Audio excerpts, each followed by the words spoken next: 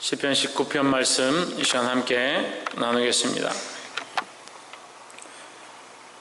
시편 19편도 다윗의 이 찬양이다. 다윗의 찬양의 시가다. 그래서 시편 19편 1절에서 하늘이 하나님의 영광을 선포하고 궁창이 그 손으로 하신 일을 나타내는도다 했습니다.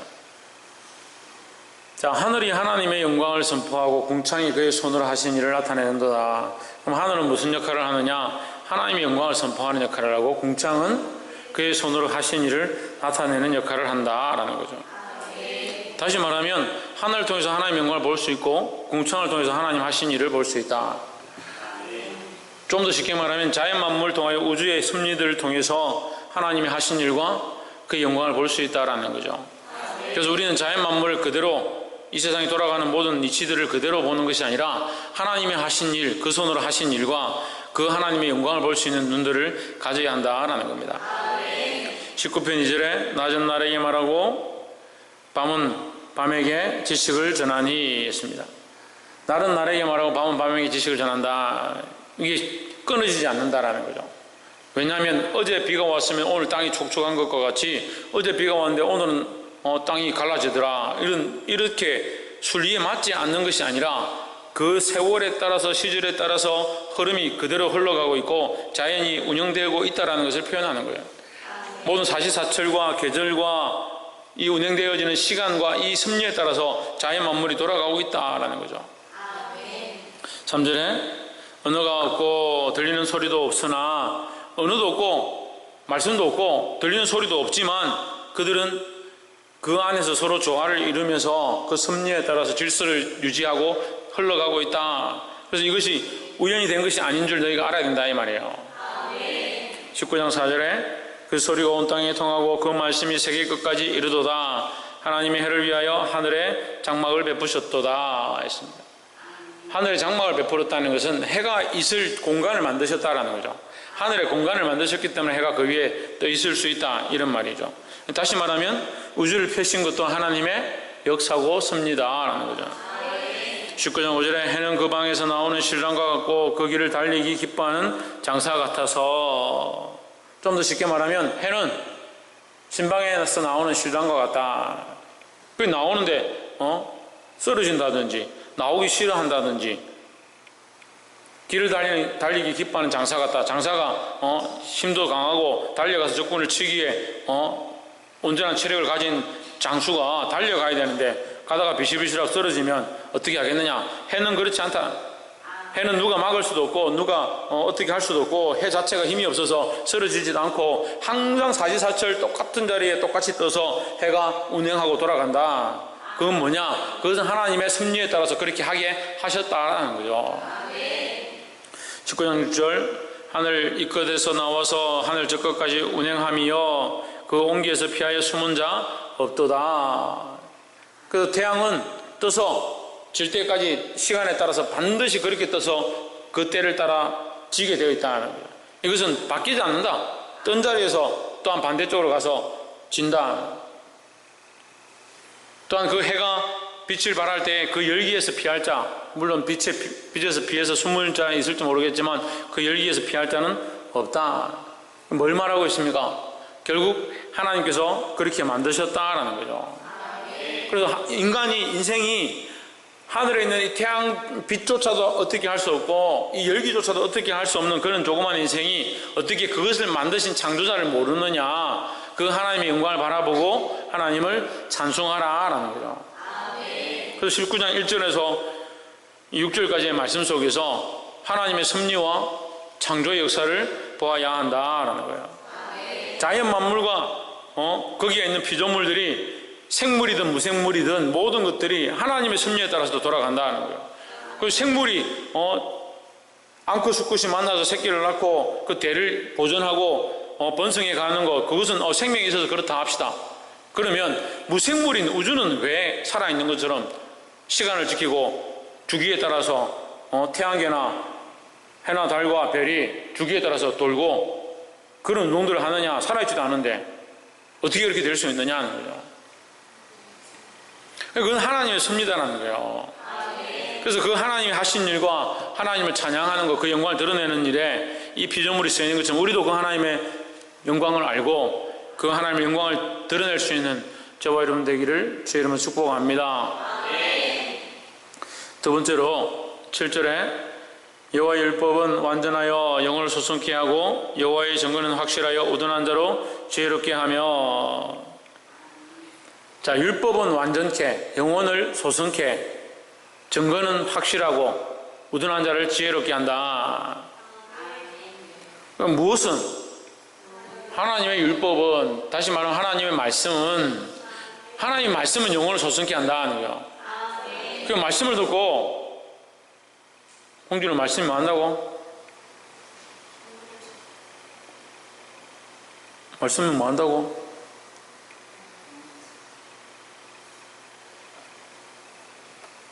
최원영 말씀이 뭐 한다고? 그 영혼을 소생시킨다고, 소생시킨다고. 박창조 말씀이 뭐 한다고? 말씀이 뭐 한다고? 이 사람들이 말씀은 영혼을 소생시킨다, 소생시킨다. 소생시키는 게 뭐예요? 살아나게 한다, 살아나게 한다. 하나님의 말씀은 우리 영혼을 영혼을 살린다, 영혼을 살린다는 거예요. 다시 말하면 영혼을 살 수 있는, 영혼이 살 수 있는 방법이 뭐냐? 우리 영혼을 살릴 수 있는 방법이 뭐냐? 영혼을 깨울 수 있는 방법이 뭐냐? 하나님의 말씀으로 깨울 수 있다는 거예요. 여호와의 증거는 확실하게 우둔한 자를 지혜롭게 하며, 지혜롭게 하는 방법이 뭐냐? 하나님의 증거다, 하나님의 말씀이라는 거죠. 그러니까 영혼이 사는 것도, 사람을 지혜롭게 하는 것도 하나님의 말씀으로 할 수 있다는 거예요. 8절에 여호와의 교훈은 정직하여 마음을 기쁘게 하고, 여호와의 교훈, 말씀을 통해서 우리가 그렇게 살아야 될 교훈들은 어떻느냐? 정직하다, 바르다는 거죠.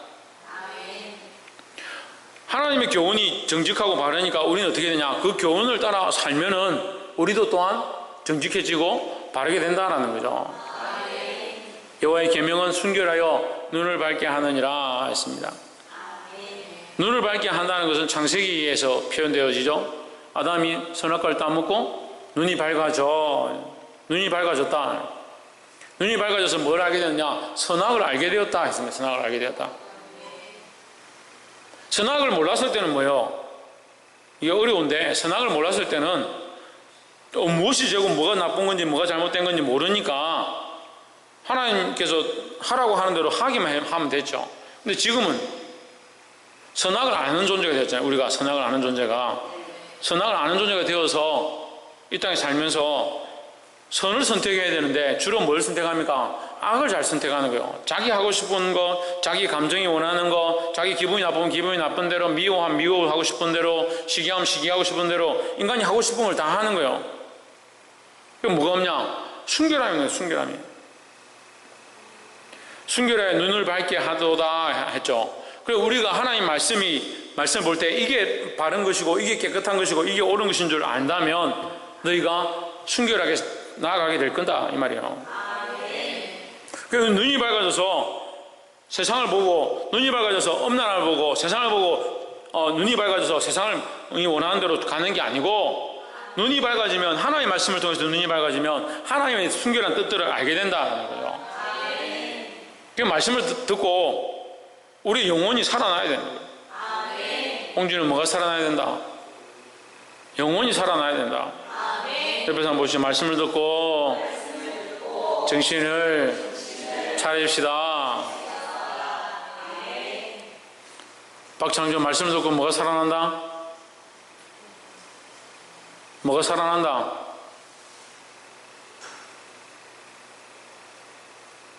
최하윤 말씀을 듣고 뭐가 살아난다? 그래, 우리 영혼이 살아난다.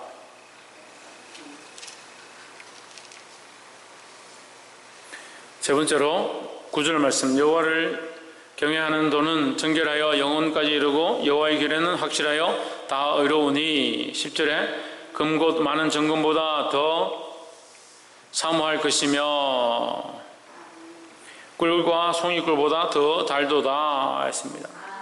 우리는 말씀을 어떻게 해야 되냐? 사모하고 그 말씀을 통해서 우리가 영적인 만족을 얻는 거예요. 영적인 기쁨을 얻고 만족을 얻는 것을 뭐라고 표현하냐? 꿀송이보다 달다. 송이 꿀보다 더 달다 이랬습니다. 그래서 이 시편 기자는 다른 말씀에 뭐라고 합니까? 주의 말씀을 향하여 내가 말씀을 사모함이 사슴이 물을 찾아 헐떡임같이 물을 찾아 사모함같이 내가 주의 말씀을 사모한다 했어요. 사슴이 물을 먹지 못해서 목이 말라서 죽어가는데 물을 사모하면서 갈급해하는 하늘을 향해서 얼굴을 들고 이 갈급해하는 그 모양이 이 시편 기자가 말하고 있는 내가 하나님의 말씀을 향하여 갈급해하고 헐떡이하고 그 말씀을 꿀송이보다 달게 사모하는 그 모양을 얘기한다는 거예요. 그러니까 우리는 하나님 말씀 어떻게 생각하나? 꼭 뭐 들을 수 있을 때 듣고 필요할 때 찾아서 한번 듣고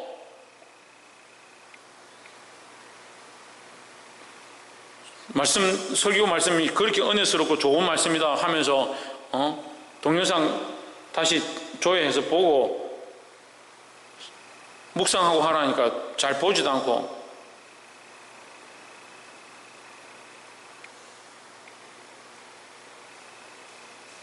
이번 주 말씀 한번 들은 사람 손 들어봐요. 지난주 목사님 말씀이죠. 지난주 말씀 들은 사람 말씀을 똑바로 듣고 묵상하고 해야지. 말씀을 사모하시기 바랍니다. 물론 우리가 자기 스스로가 말씀을 보고 묵상하고 그 말씀이 그러한가 보는 것도 좋지만 우리가 이 한계가 있고 보는 시각들이 좁기 때문에 이 지도자와 목자의 말씀을 통해서 교훈되어지고 배우는 것들이 굉장히 중요하다는 거예요.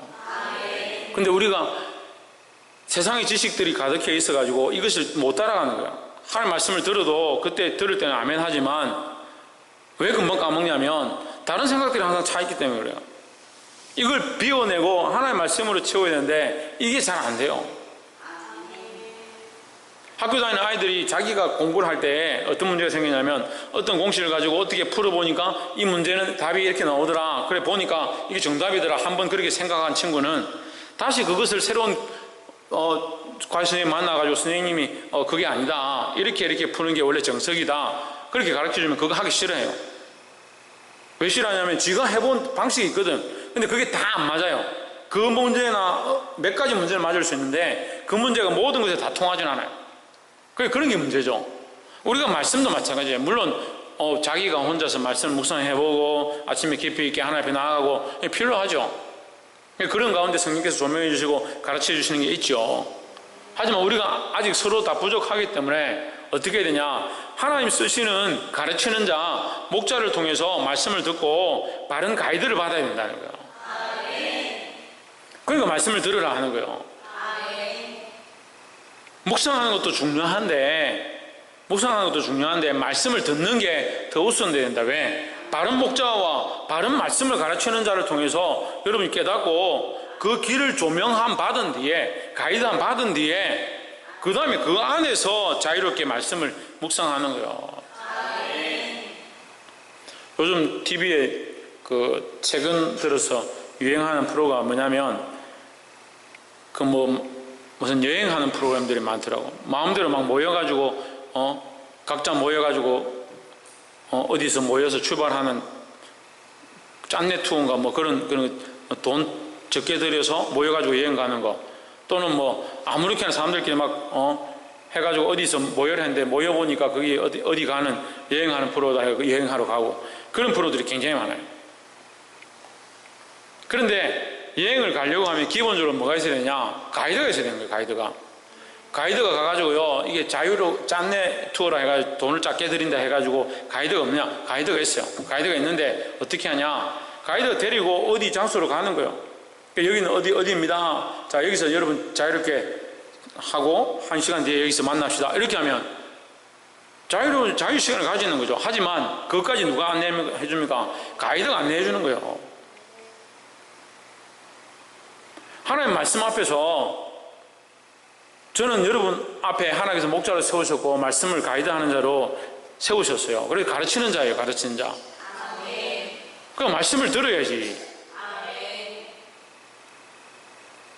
말씀을 사모하고 그 말씀이 우리가 그 말씀을 들을 때에 이 말씀을 정말 내가 깨닫기 원하고 이 말씀대로 살기 원하고 그 말씀이 얼마나 좋은지 꿀과 송이꿀보다 더 달다.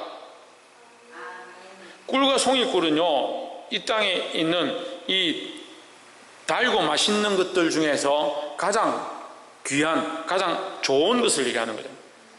그럼 내가 알고 있고 내가 깨닫고 내가 가지고 있던 지식들, 그것보다 하나님의 말씀, 더 귀한 하나님의 말씀으로 채워가야 된다는 거예요. 11절, 또 주의 종이 이로 경계를 받고 이를 지킴으로 상이 크니이다 했습니다. 제가 분명히 말씀드렸죠. 다윗은 이 내세 소망이 확실하더라고요. 시편을 보면 볼수록 지금 계속 그런 확신이 드는 거예요. 다윗은 이 땅의 소망보다 하나님 나라에 대한 소망이 확실한 거예요. 그러니까 하나님 말씀을 지킴으로 그럼 뭘 바라보냐? 하나님께서 하나님 나라에서 주실 상을 기대하는 거예요. 12절, 자기 허물을 능히 깨달을 자 누구리요? 나를 숨은 허물에서 벗어나게 하소서. 13절, 또 주의 종으로 고범죄를 짓지 말게 하시고. 여러분, 고의로 죄를 짓지 말게 하사 이렇게 해놨는데 제 성경에 이제 고범죄라 되어 있는데, 이 고범죄는 고의적으로 짓는 죄 또는 항상 짓는 죄, 자기 스스로 지어가는 죄를 말하는 거예요.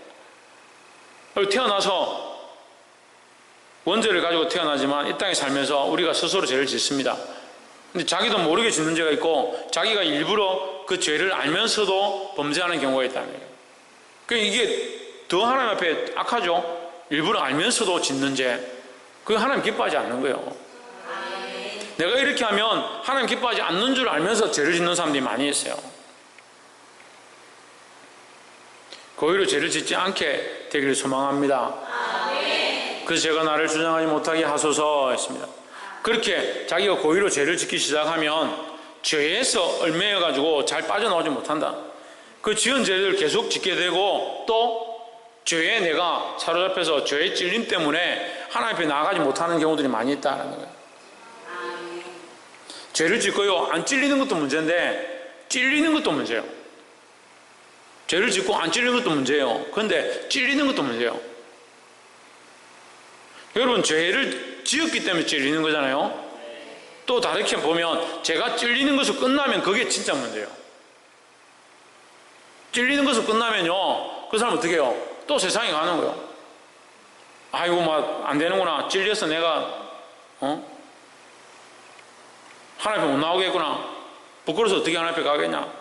교회 가니까 괜히 찔리기만 찔리고 마음만 찝찝하고 헌금 안 냈더만은 목사님 눈치 주고 내 찔려서 교회 못 가겠다. 그런 사람도 있어요. 내가 지난주 빠졌는데 이번 주 어떻게 교회 가겠냐. 지난주 안 갔더니 내가 찔려서 교회 못 가겠다. 찔리는 게 문제라니까요. 찔리는 거는 성령이 찌르시는 것도 있고 사단이 찔리게 하는 것도 있는데, 찔리는 게 문제가 아니고 뭐가 문제입니까? 회개치 않는 게 문제예요. 회개치 않는 거. 찔릴 때 그것을 돌이키는 게 필요해요. 하나님 앞에서는 이 죄가 문제가 아니고 죄를 돌이키느냐 돌이키지 않느냐가 문제예요. 왜요? 우리가 다 죄인이니까.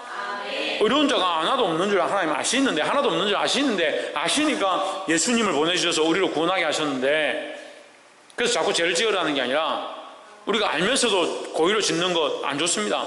하지만 지었다 하더라도 어떻게 해야 되냐? 회개해야 되냐. 회개하고 하나님 앞에 우리의 찔림들을 내려놓고 나와야죠. 근데 이게 자꾸 고차가 되면 어떻게 되냐? 나를 주장한다. 나를 죄가 주장하는 거예요. 죄 가운데 자꾸 빠져가고 죄 안에서 빠져나올 수 없고 이 죄를 계속 짓게 되고 그것이 자연스러워져서 아무렇지도 않게 되는 거예요. 그러니까 누가 주장해버리냐? 죄가 자기를 주장해버리는 거예요. 우리는 어떤 사람인데? 성령의 사람인데, 하나님의 사람인데, 죄가 자기를 주장해버리면 죄에 찔려서 죄에 매여서 하나님 앞에 나올 수 없다는 거예요.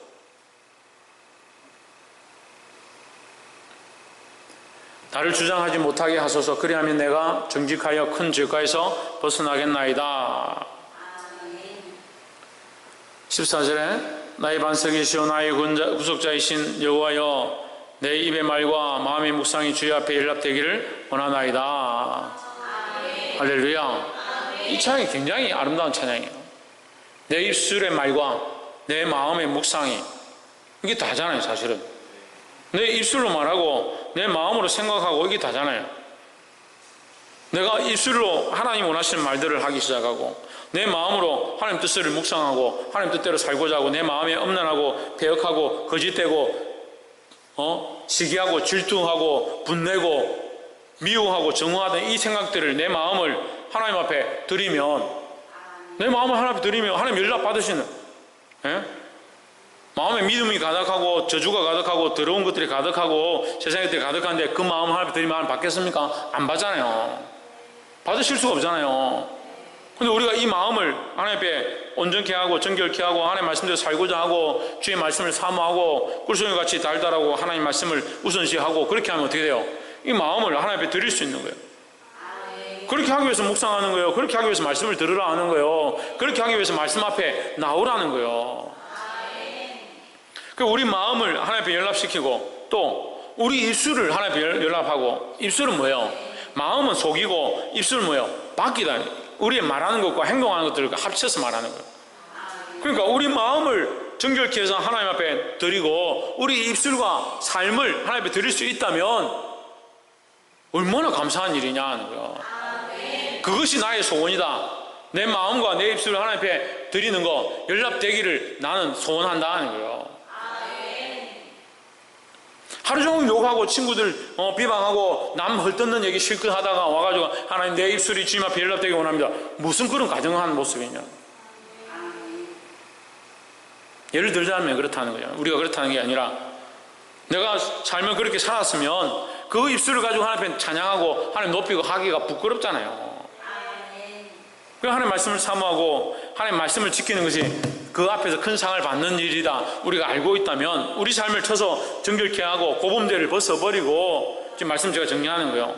고범죄 13절에 또 주의 종으로 고의로 죄를 짓지 말게 하시고 그 죄가 나를 주장하지 못하게 하소서 했잖아요. 죄에 매여서 죄가 나를 주장해요. 나를 묶어서 내가 주장이 아니고 그거 죄가 주장돼요. 내가 대장이 아니고 죄가 대장이 되는. 내가 이렇게 하고 싶지만 내가 지은 죄가 있어서 할 수 없는 그런 상황까지 가서는 안 된다는 거예요.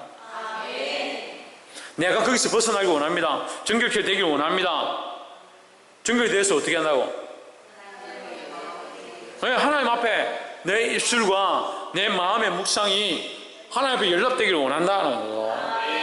그것이 시편 기자의 묵상이고 그의 소원이고 우리의 소원이 되어야 한다는 겁니다.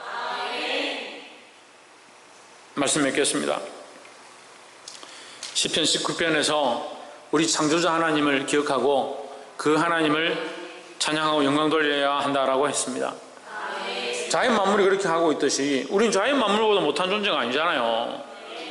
그러면 하나님께서 우리를 이렇게 뛰어나게 훌륭하게 마음도 있고 생각도 있고 영도 있게 하셨는데, 우리가 아무 생각 없는 피조물보다 못하게 하나님 영광 드러내지도 않고 하나님의 이름을 찬양하지도 않고 그렇게 살아서는 안 된다는 거죠. 두 번째는 하나님의 말씀을 따라서 하나님 바라보아야 된다는 거예요.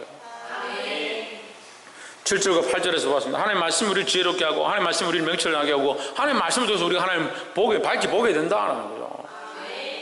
그래서 우리는 말씀을 통해서 누구를 만나고 누구를 알아가야 되냐? 하나님을 알아가야 된다는 거예요. 그래서 세 번째는 그 하나님을 알아가는 자들이 말씀을 어떻게 해야 되냐? 꿀송이처럼 송이꿀처럼 사모하고 그 말씀대로 살고자 몸부림치고, 특별히 우리 안에 있는 고범죄, 나를 주장하는 죄, 고의로 짓는 죄들을 끊어버리기 시작해야 된다는 거예요. 그래서 그렇게 삶이 온전하게 하나님 앞에 되어질 때 세 번째 뭡니까? 우리 입술과 우리 마음이 하나님 앞에 연락되기를 원한다는 거죠. 그런 삶을 살고자 몸부림쳐야 되는 거예요. 우리 입술이 연락되어지고 우리의 마음의 묵상이 하나님 앞에 연락되기를 사모하는 삶을 살아야 한다는 겁니다. 그 입술 따로 마음 따로 맨날 니 왜 그렇게 하는데, 사실 마음은 안 그런데요. 우리 입술을 지키고 마음을 지키고 우리 삶이 온전히 하나님 앞에 드려질 수 있는, 연락될 수 있는 저와 여러분 되기를 주의 이름으로 축복합니다. 기도하겠습니다.